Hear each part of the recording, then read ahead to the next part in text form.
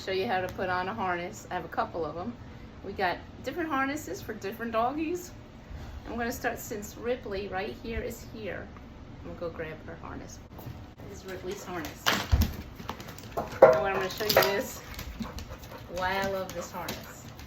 It has the 2 loops, one for the chest, and you can see she is excited to get it on. Come here, Rippy. Come here. Let's show the good people how we put on a harness. I just slipped it over her head, and the top part has the handle. There's a handle right here. And the bottom part, there's a loop here, which I could hook her leash up to this loop, or I could hook it up to the top. Or if we're gonna walk her, and we know there's gonna be cats around, we're gonna give her a training collar. But this is what we would be using if we're taking her in the car, because we're obviously not gonna hook a seat belt up to her collar. We're gonna hook it up to the harness, either this front part right here, or this one right here. So now this is Gia's harness. This is going to be the top part because it has the handle, so you know that. And then we have a loop right here where we can hook up a leash or seat belt.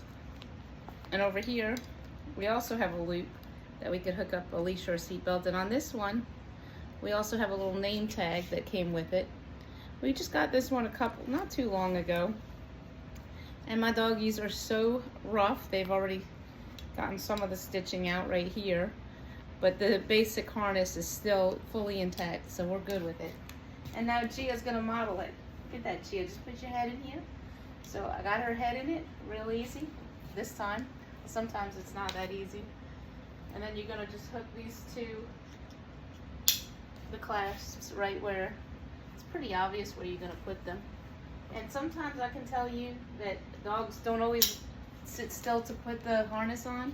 If that's the case with yours, I usually find it a lot easier if I put them into their kennel, and I get them in their kennel by just putting a little bit of food or a treat in the kennel, and then you praise them and tell them how good they are when you're putting on the harness, the leash, or the training collar, which is how we walk our dogs. Well, Buddy does fine with just a harness, but Gia and Ripley do fine-ish until they see a cat, a squirrel, a bag, a person on a bicycle, someone wearing a hood, someone not wearing a hood. They get reactive. So we try to have good control, and we'll discuss that later.